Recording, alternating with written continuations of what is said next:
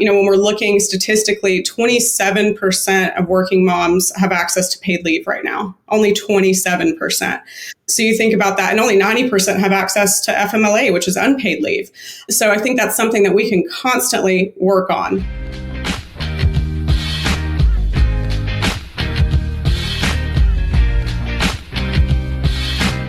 Our sponsor for this episode is South Park Interiors. If you have any need for an interior design firm on your next student housing development or rehab project, I can't recommend them enough. I've personally worked with them on several projects from coast to coast, and they got it right every single time. But that's not the only reason I recommend SBI. The principals of South Park Interiors have been student housing developers themselves. They not only understand the end consumer, your student residents, but they understand your needs as a developer and an operator. More importantly, SBI acts as a partner to their clients. Once you work with them, you'll understand why their clients use them over and over again. South Park Interiors is a female-owned business, and that's why they wanted to sponsor this specific episode. They don't only care about delivering a great service to their student housing clients, but they want to support the initiatives and the needs of the people working in this industry. Regardless if you have an immediate need for an interior designer or not, reach out to SBI and schedule a conversation. They will also be exhibiting at the Interface Student Housing Conference this April, so if you're attending, make sure you stop by their booth. You can find out more about SBI at their website, southparkinteriors.com. We'll also provide a link in the show notes.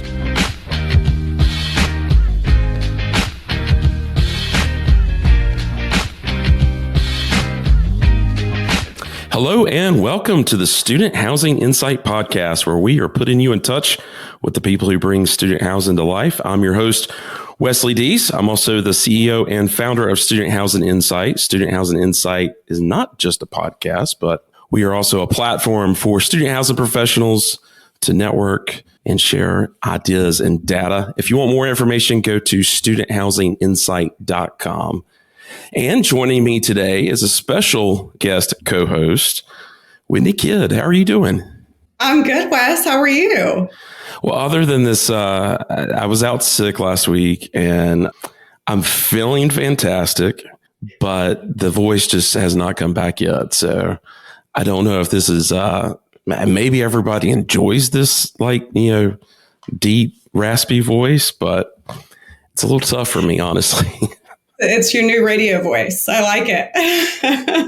Well, we'll see. This may be the lowest listened to episode we've had for a while. Well, hey, I wanted to invite you on today because there's a lot that's been going on in your life. First of all, let's talk about congratulations. You just welcomed your second child into the world and returning to work after being on maternity leave. And so I wanted to talk a little bit about that because you made a post on LinkedIn shortly before coming back. And it was something that really kind of stirred up some emotions in me because it reminded me of, and I've got 4 kids, so it's happened several times, but it really took me back to that, to that first child of ours and when I was really going through some, emotions as a first time dad. And anyway, we'll jump into that, but you're also just such an important voice for women in our industry. You're one of the founders for W Collective. And actually, before we even go, much further than that, I think if you could just give the audience a little bit of an update of who you're with now, because you made a recent change within the past year that maybe those that are familiar with you in our audience, maybe they don't realize that you've made a career move somewhat recently. So why don't you catch everybody up to date on what you're doing these days?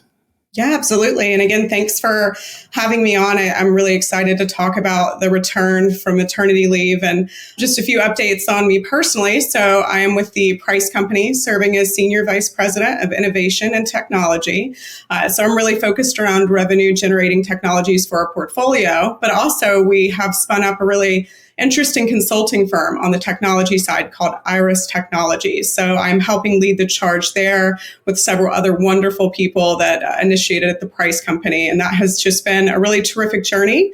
I'm very grateful for that team because about midway through of us spinning up this consulting firm, I went out on maternity leave. So I think it's a true testament to you can do several things, right? And timing is never going to be ideal.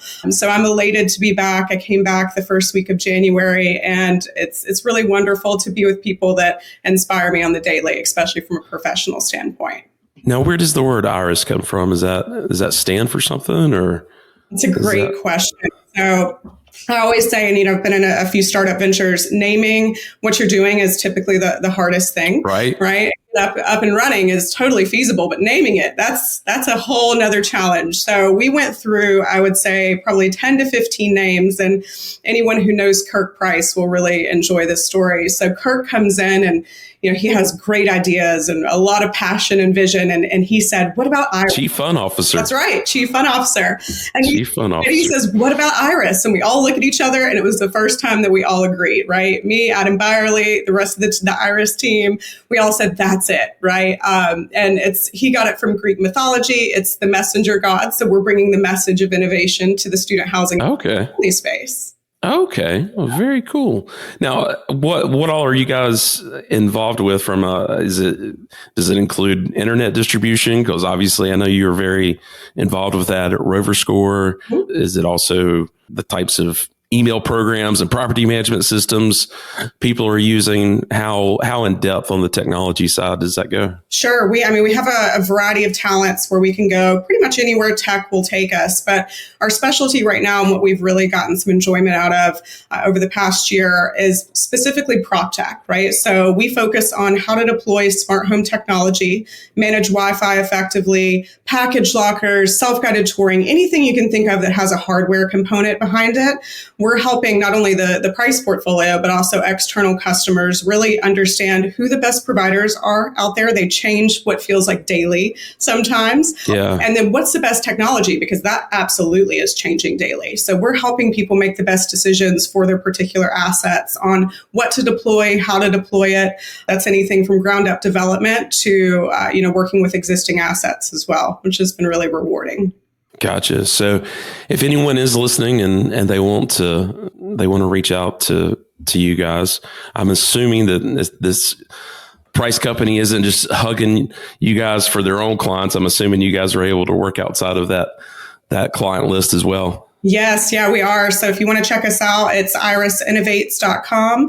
That's got a little bit about what we're doing, and you can see some of the team that's involved with Iris. But I'd be happy to help anybody. Of course, Preiss is our number one, always will be. But we've been really thrilled to work with some external customers over the past year and help them fulfill their technology mission.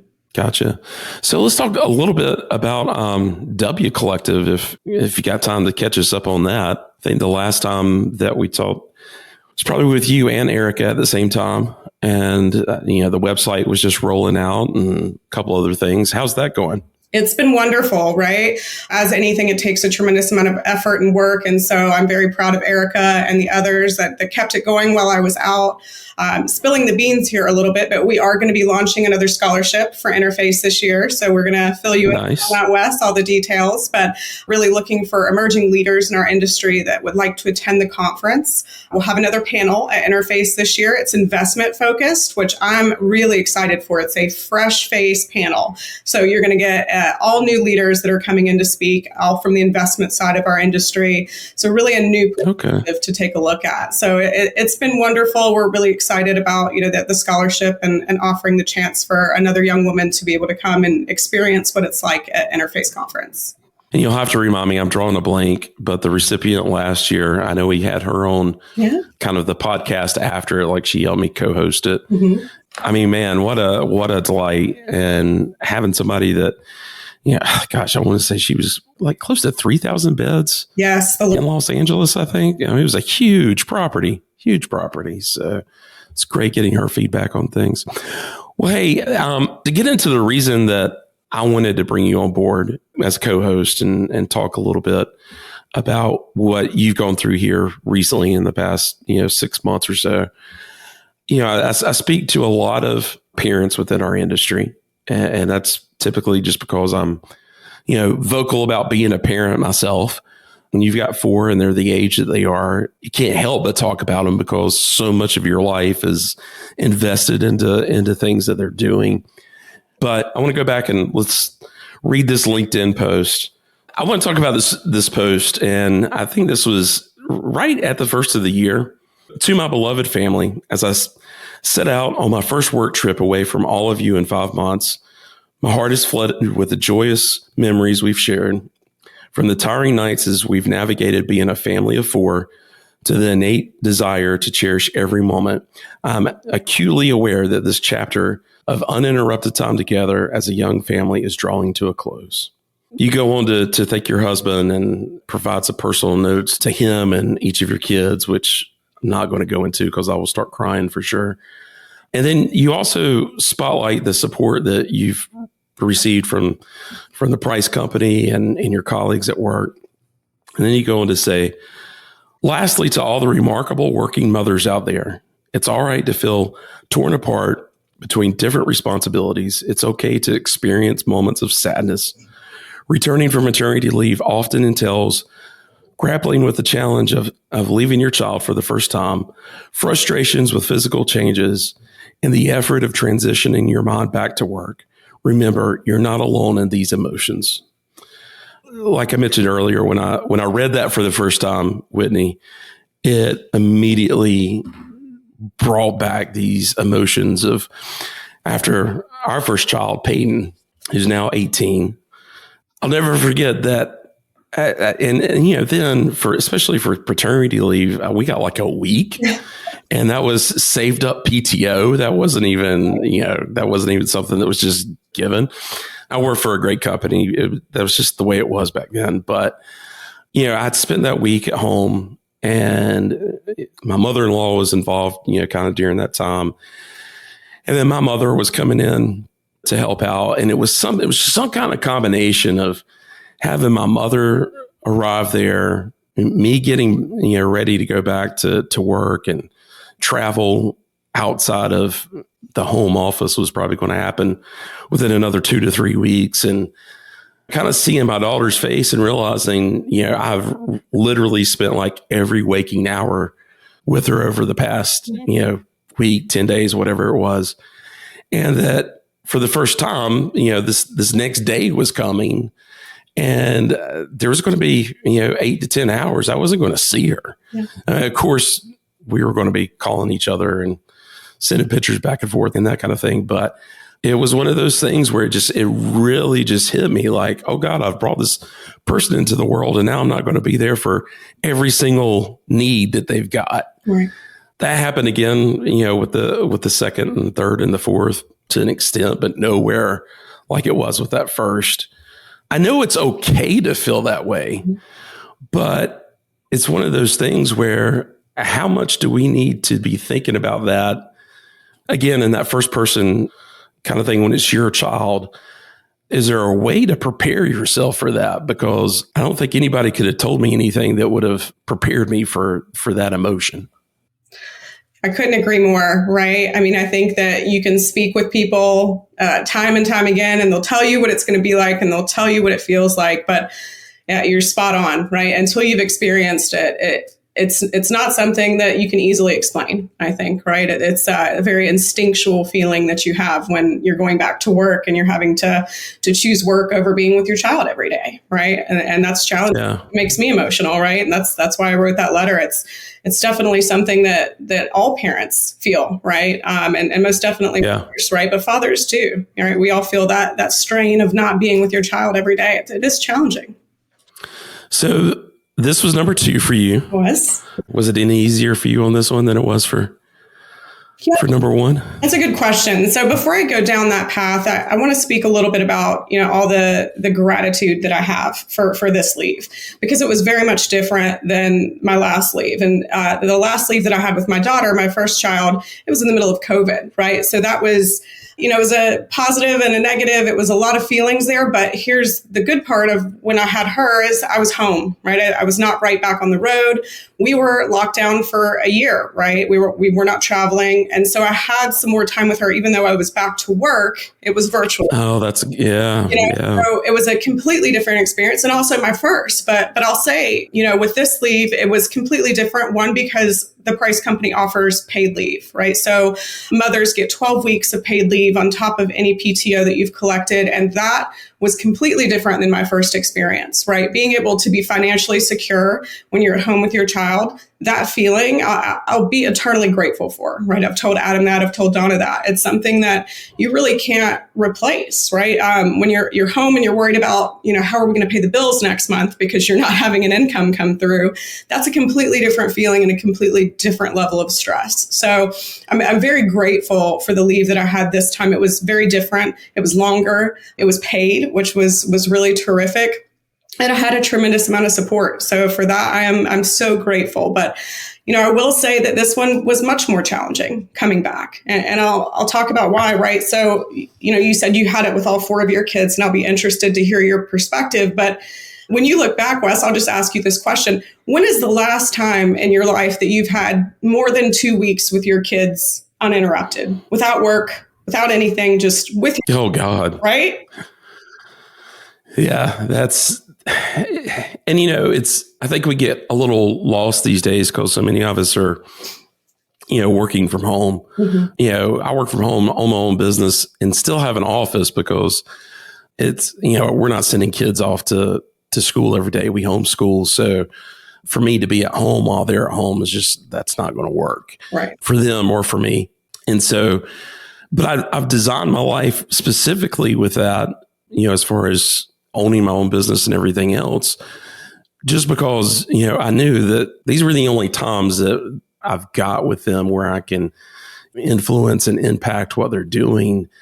And I did not want to be that parent that the only 2 weeks they really remember are the 2 weeks that you purposely took off, on a vacation, but, half the time you were into your phone or whatever, right? Because of that, there's been very few times where we've unplugged everything and said, okay, we're going for 2 weeks, just because we've kind of designed a life where it all kind of revolves around the same things. And we make it week-long vacations. We make it like, maybe 10 days max, but just in the Dees household, taking 2 weeks off just doesn't happen. That's right. So, yeah. I don't know that answers your question. It does. I mean, I think that's most everybody, right? I don't know many people. I haven't taken a 2-week vacation. I don't think ever in my career, right? Maybe I'll do a week here, a week there, but cohesively, never together. And so this one was very challenging for me because this is likely our last child. I tell everybody I'm done. So this was it for me. Yeah. And so you really have to think about, this is the last time, this is the last occasion that you're going to have uninterrupted time with your family until, you retire, right? And then they're grown. So that for me, emotionally, I'm not a very emotional person, but this really brings it out. It was a real challenge, right? To think about the last moment that you're going to have with your family without work hanging over your head or all these different components. Like you said, even if I go on vacation, I'm typically checking my work email. I'm very guilty of that, right? Yeah. But maternity leave, I'm very dedicated of really just spending that time with my kids, with my family. And so coming back this time was much harder. It really was. I could definitely, especially, and I didn't even think about, with your first being born right there when everybody was on lockdown and everything. Yeah, this is probably way much more to handle than that. And there's probably a lot of folks that are in your same shoes where just because that's how things were, kind of teeing up, at that point in time in their life, that also happened to be the same time that they were, starting their family. And for some, that may have been the reason they started their family was because, hey, we've got some extra time to focus on this. That's very interesting. Well, what do you want to tell prospective parents, who maybe they're home right now on maternity leave, or maybe they're kind of in a similar situation where they could have come back in 2021, 2022. Maybe they just have never really kind of dealt with those emotions Is there anything you want to tell those folks? Sure. I think that the example that we set for our children, especially in a professional career, is really vital to their success long term, right? So they're looking to us constantly and in different capacities, right? My husband stays home full time. My daughter and my son look to him differently than me. So I think that if you are in a professional career and you're thinking about children, I always say, and my family's always told me this, there's no right time, right? So as much no, never. You want to try to say, oh, next year's better. Next year's never better, right? So if you want to have kids, if that's something that is of interest to you and something that you're going to pursue, I would tell you that any time is the right time, right? Because you're never going to find the perfect time. There just simply is not one, right? That's just the reality. And for those that, have either are on leave right now or coming back from leave or, maybe still grappling with the balance of work and parenthood, a couple years later, I would say find a support system. I think that's really important. I have several mentors that I work with, but I also have several people that are just great friends in the industry that I can reach out to and speak. And I think that's important, right? And not only within your organization. I think it's important to kind of step outside of your organization at times and have a variety of people that you can lean on, whether that be family, whether that be other professionals in our industry or friends. I think it's very important to speak to people, especially those first few months when you're coming back, right? There's just an influx of emotion. It was funny, actually. I reached out to several colleagues that have either been on leave many years ago, recently went on leave within the Preiss company. I was just asking them, right? I asked them, how was your experience? And so some of them had great leave like I did. Some of them didn't have leave at all when they were with Preiss before we had implemented it. And it was really funny. They all had a similar response to the first question. And I asked, what were the emotions when you came back? Pretty much every single person said, whether they had leave or didn't, it was terrible, right? I cried the whole time, right? I had all these emotions. I feel like I couldn't do anything right. It was the balance of, am I doing good at work or am I doing good at home? And so that seemed to be cohesive, which I found pretty interesting, right? It didn't matter if you had a great leave or not. Those emotions are very real and they're real for everyone. So I say, talk to people if you can, and also try to find some balance, right? And I've learned this from this experience coming back to leave. When I come back to things, I come back a million miles a minute, right? I'm ready to jump back in. Yeah. And I love what I do. And I'm so passionate about it. And you feel like you've been out for such a great amount of time that you need to catch up, right? You have this feeling that you need to catch up. And so I would encourage people, your first 30 to 60 days, I would take anything that you have planned and cut it in half, which I did not do whatsoever. I have been on the road constantly. And there's been some impacts of that, right? Emotionally and just trying to figure out that balance. So I would say really try to pace back into work, which I did not do so well, but kind of those do as I say, not as I do moments that I've learned. That's fantastic. As far as the suggestion of if you can think about it in advance, trying to think of who those people are that you can lean on, not only from a standpoint of, hey, I've got to have somebody just take the child for, a couple hours so I can go to the grocery store or whatever, but to actually have that support group that can sit there and talk about just all of the, what's the right word? I don't want to say headache, but there's just going to be a lot of headache with returning from anything, being out for some type of surgery or something else. But, there's always kind of that headache of coming back in and picking everything up and seeing what everybody else screwed up while you were gone or, or just didn't, pay attention to while you were gone, or even things that, that they found that you weren't paying attention to before you left, which, it happens to the best of us. And I think just being able to have somebody that, has gone through that, having someone that's kind of a mentor that could talk about those things is huge. I think that's great. Let's talk a little bit about, for those in the audience who are colleagues of someone who is currently on maternity leave or just returning, or, maybe this is something that's going to be happening later in the year. And they kind of want to know, well, how's the best way for them to support their colleagues that are returning?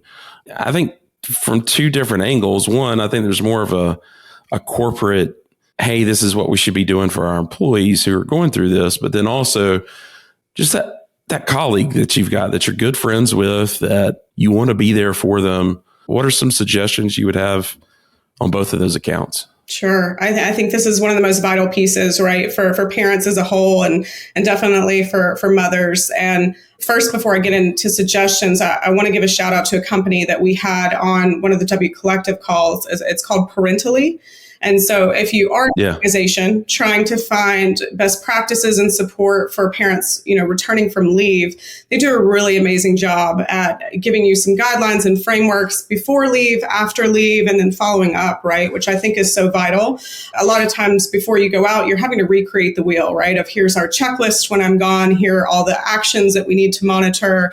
But what Parentally does is they're able to build that in so people aren't having to just recreate the wheel every single time they go on leave, right? They can establish something from a corporate perspective, and then also make sure that they have a support group. So that's one thing I really enjoyed about meeting Allison, the CEO. They bring people together from different organizations that are coming back from leave, and you get to speak to them and see how they're handling some of those challenges, right? What are you doing for daycare? What are you doing to really balance out the stress of working and being a parent? And so I think they've got a lot of great things. I don't think that's always a sure shot answer. Not every organization can have a company work with them like that. But I wanted to give them a shout out because I think what they're doing in this space, and it's not multifamily, right? They work with Salesforce and a lot of these large organizations, is really something they should be proud of and something that everybody should take a look at, right? If you don't use them specifically, look at the structure of what they're doing. It's very powerful, and what they're seeing in regards to retention after people are returning from leave is pretty extraordinary. So got to give them a little bit of a shout out because we found them through the W Collective. And I just think that it was a really amazing company and mission that they have and that they're trying to help with holistically across the country. So I think that's a great way to look at it if you don't know where to start, right? Parentally is great. But I'll speak to my experience. And then also, again, I asked several women within my organization, what were the things that you needed? And I think from a manager perspective, I have three main things that you should always do 100% of the time. I don't care if you have 5,000 employees or if you have 2 employees. If someone's going out on leave, I think the first one is to touch base with them while they're on leave, right? So I got a lot of feedback of, hey, I went on leave and I felt like everybody just forgot about me, right? It was, I was kind of gone. So I think that's super important. Make sure you're touching base with them, even if it's a few times during their leave, just to see how they're doing, check in on the baby, whatever that may look like. I think that's really valuable as a manager and something that everyone should look at. The second item after following up while they're gone is making sure you're scheduling some really firm items when they come back, right? So their first day, try to take them out to lunch, right? Have a meeting with them to fill them in on everything that's happened while they've been on leave, right? Try to get them caught up so they feel more comfortable when they're coming back into the position. And again, I think even just taking that step to take them out to lunch or take them out to dinner, which probably won't be that likely because they're going to want to get home to their baby, is something that is going to go a long way. It can feel very lonely when you're coming back because you feel like nobody kind of understands what you're going through. And so just somebody taking those small initiatives, such as taking you out for lunch or scheduling a meeting for your first day back to get you caught up and excited about what's ahead, is really going to make all the difference. And then the final step is follow up. Set a time as a manager, whether that's 2 weeks or a month after they have come back from leave, and continue those check-ins, right? I think that's important. And not just check-ins on work, right? But check-ins on how are you doing? How can we assist you? How's it going? I think that's super important if you can at least get those 3 in, which I think are super simple to do, right? Even if you're managing an extremely large team, you're going to make a large impact on that person returning from leave. And again, mitigate some of those feelings of loneliness or, just stress as you're coming back into the workplace, trying to catch up after being out for, 3 to 4 months. Yeah. What are your thoughts on today? You're in a corporate position, and with all of my children, I was in a corporate position, and I try to go back and think, how would we have handled that if I was working on site at the time? Sure. Have you ever think about that? I do a lot. And, we hear it, especially since we've implemented our leave policy at Preiss, right? There's a lot of questions that come up, right? Who's going to take over while the manager or APM is out on leave, or whoever it is, leasing manager, maintenance, whatever that might look like. And how do you implement that? And so I think it starts with who is the direct report, right? That's who I see as responsible. So if it's a property manager that has gone out on leave and they're returning, I see it personally as a regional manager's responsibility, or even above that, right? I mean, Adam reaching out as our COO, that's probably going to mean a tremendous amount to them too. Not that may be scalable for someone at the C level to do, but it's something that we can think about. But at a minimum, whoever that direct report is, whether it's a regional or if your APM goes out and you're the property manager, I think that's their duty as the manager to make sure that entry back into the workplace is comfortable. It doesn't always have to be someone that's sitting at the CEO, the COO, but you have someone that's very close to you that can help navigate that really challenging time. So that's the way I view it. I think a lot of companies do it in a multitude of ways, but to be able to scale it as you grow as an organization, I think it's always going to be the duty of that direct report to really make sure that entry back to the workplace is comfortable. And I can't stress enough, remember the controllables and the uncontrollables. During our third child, we had a big portfolio that we were chasing down, and we were going to be closing. And everything was actually kind of setting up that it was all going to happen on the same week. And then she came 2 weeks early. So from one standpoint, it was one of those things where I was able to get back in enough time to, once we welcomed on the properties, we were kind of not back into a routine, but I was at least to a point where, there wasn't a lot of anxiety going on, and everybody was healthy, which does a lot for your mental capabilities during those times. But it was one of those things where I had someone that was on the team that was part of the executive group, young guy. I wouldn't call him a direct report, but I would definitely say that I reported to him. And I could say this now because there's years that have passed, right? Like, I'm sure you've probably experienced some things like this, but that you're fresh in it, and I wouldn't expect you to call anything out. And if this person was here, just because now he's had several kids himself, and we've continued to keep up with each other. And I'm not saying anything that I haven't already said in front of his face, but I will never forget 2 days after Parker was born. It was actually my first trip going back home to try to get a little bit of shut eye. He had left me a message, and there was no message of, "Hey, hope everything's okay." I think there was a little bit of "Hey, heard Parker came early. That's great." Whatever. It was immediately into things that were needed for this, for this upcoming acquisition. I just remember basically hanging up the phone, went home, got a shower, and then I called the CEO and basically was like, "So this happened, and that's not the culture that I've certainly been trying to breed at this company, nor is it the culture that I feel like all of us have tried to breed," but just basically said, "I will not be returning that phone call. Yeah. And I will talk to you guys in 5 days." Mm-hmm. And just had to draw a line because this thing was going to close with or without me. That's right. And there was nothing I was going to be able to do. This was all about making it easier on everybody else. Mm-hmm. And this was a point in time where I was like, we've known about this for going on close to 9 months. Mm-hmm. If you can't figure out a way to find this, then you're just going to have to answer for it on your own. I can't stress enough to those that are, in some type of position where you've got someone that's maybe not a direct report, but they're part of the team, and there's going to be something that you're going to have to rely on them for. You need to be thinking about this in advance. What's going to happen if something happens 2 weeks, a month, 2 months, 3 months in advance. And I had thought about all those things and had set things in place for people to reference, and they just didn't pay any attention when I provided that to them. So just the other part of that is don't be afraid to put that line in the sand and just say, this is it. Like, I've got to have my space.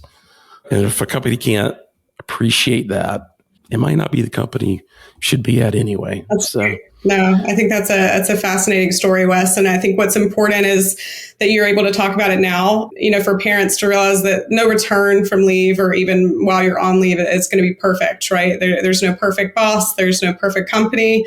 But what I do think is that we can learn from all of those experiences, right? So if you have had an experience that's not stellar, I think that you should find the bravery to talk about it, right? Like you did in that situation. Yeah. You called the CEO. This is not our culture, right? This is not what we are instilling within our organization. And there are always going to be outliers, right? In every company of people that may not align with the culture or align with the mission. And so I think it's important that you told them about that, right? So that they could learn and that other parents could do the same. And even for managers and executives, right? Maybe ask some of your people, if they went on leave 2 years ago, ask them how their experience was. Ask them how you could have been better, right? How could you have helped them more, right? What was that process like? Because we're always going to get better, right? What we did 10 years ago is not what we're going to do in the next 10 years. So I think that's the most crucial piece of just learning how to help one another, which takes time, it takes patience, and takes honesty, which is what you provided here today with that story.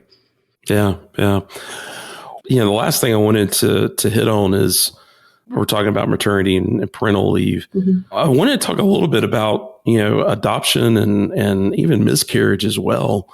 I feel like there's a support component that a lot of companies may not be thinking about from that standpoint as well. I mean, you've done a lot of research on this. You've done a lot of advocating for this. What's some of your things that, if you've got every CEO in the company or in the industry right now listening to this, what are some things that you want to make sure that they're thinking about when it comes to that, not specifically in a situation where it's the traditional route? Right. I'll go back to the W Collective and what we have already accomplished within the private sector and student housing, and something that we're so extremely proud of, right? When we talk about family leave, is 10 of the top 25 providers in our space changed and enhanced their maternity and family leave policies following the formation of the W Collective. And I think that's really important, right? That was that first step.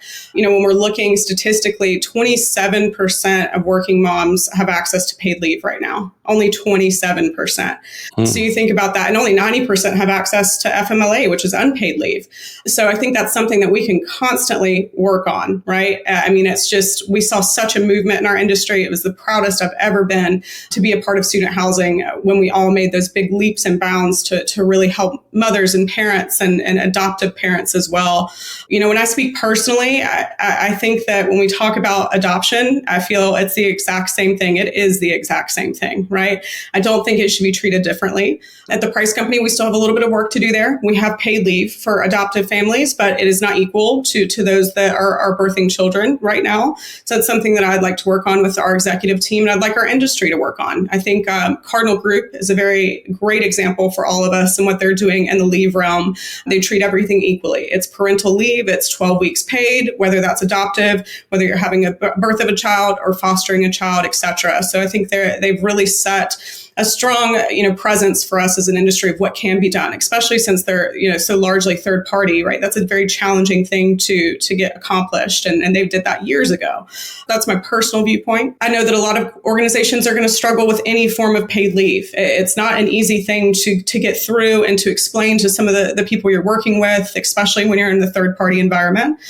Something I've been very fascinated in lately is our birth replacement rate. If we have owners that are telling us, I don't want to pay for someone to go on leave for 12 weeks to either adopt a child or have a child, and we'll talk about miscarriage in a moment, I would really encourage everyone to look at it from a business perspective, right? If you don't look at it from just the sheer viewpoint of people should have paid leave when they have children, right? Which I think is just a basic human right.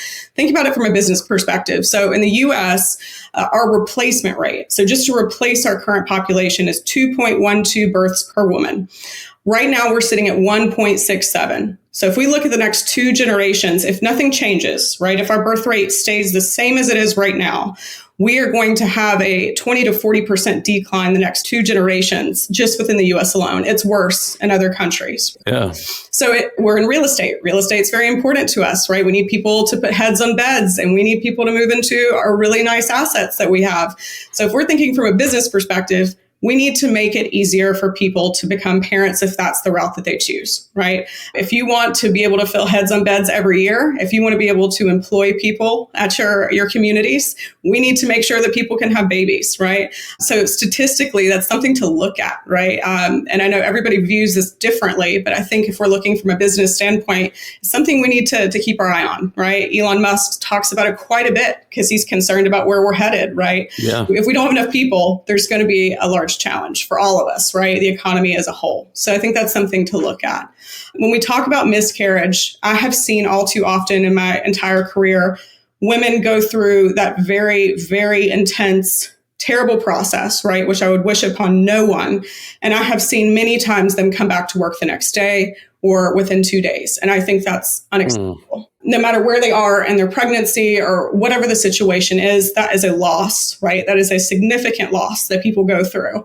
And so at a minimum, right, and it should be bereavement. I think that's an easy way to start as organizations, that it qualifies under bereavement. Unfortunately, sometimes it does not in certain companies. And I think that is a big miss. Hey, I mean, think about that for a second. If this was your 5-year-old child and something tragic and sudden happened, and you're talking about minimum of a couple of weeks that you would need just to, go through the process of everything that you can within 2 weeks. Mm-hmm.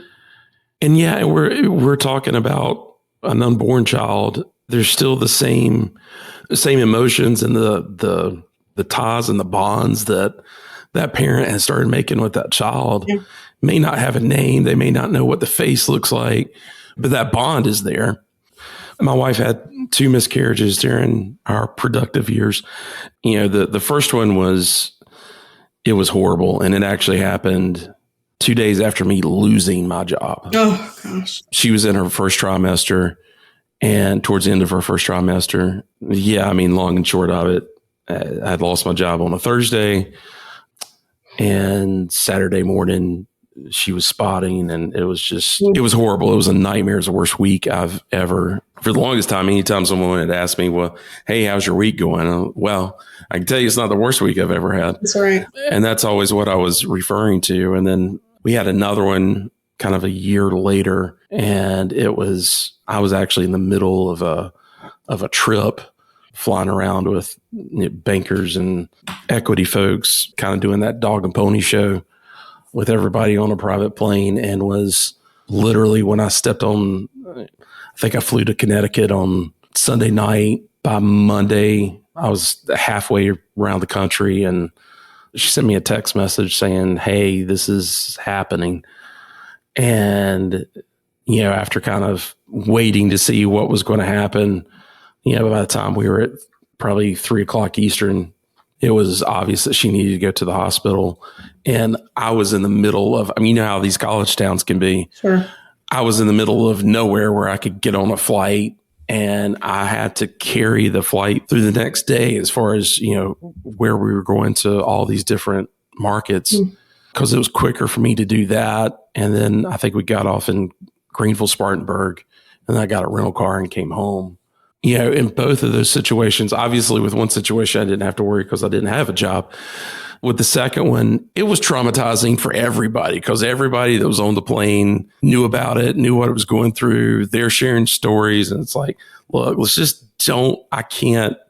nothing I can do about it unless if we're going to turn this plane around and go to Charlotte, there's nothing we can do about it. So don't focus on it.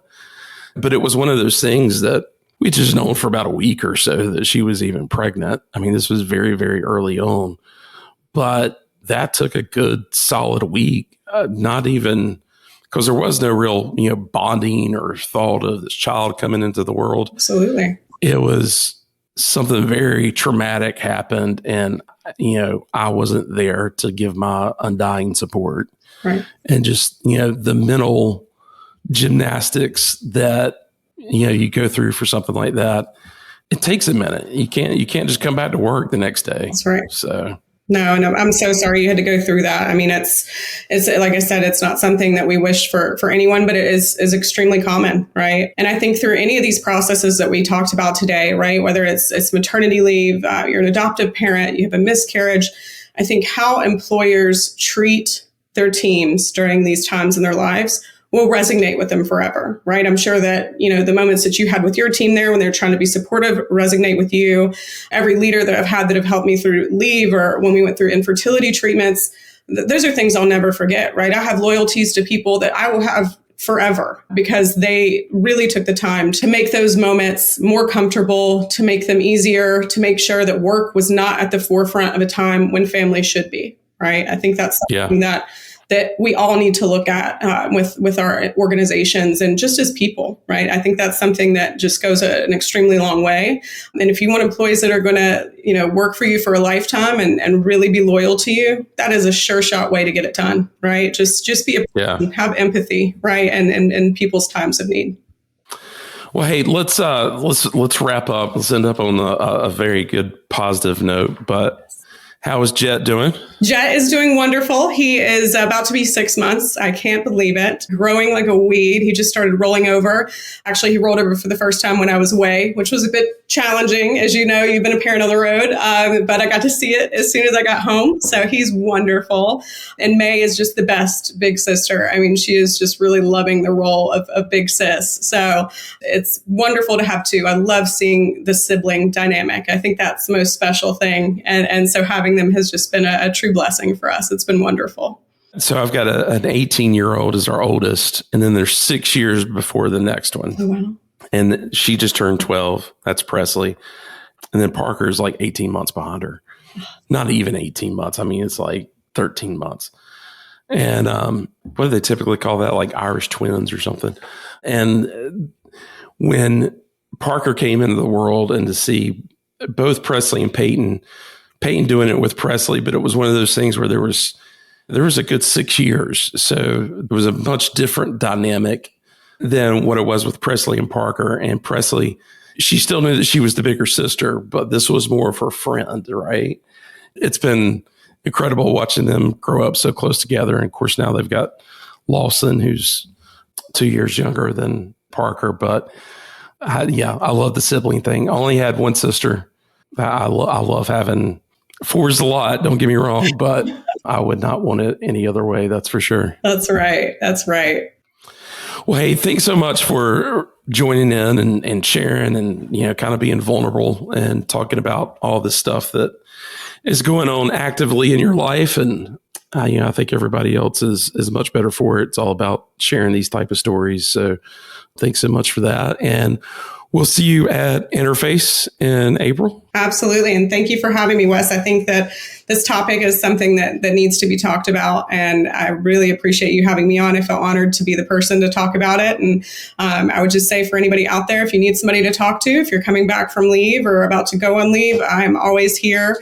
And we have a full network within the W Collective that can support as well. So we are here to help. And I'm just really grateful that I had this opportunity to be vulnerable. Not something I do very often from a business standpoint. It was lovely. Well, thanks so much. We'll see you later. Awesome. Thanks, Wes.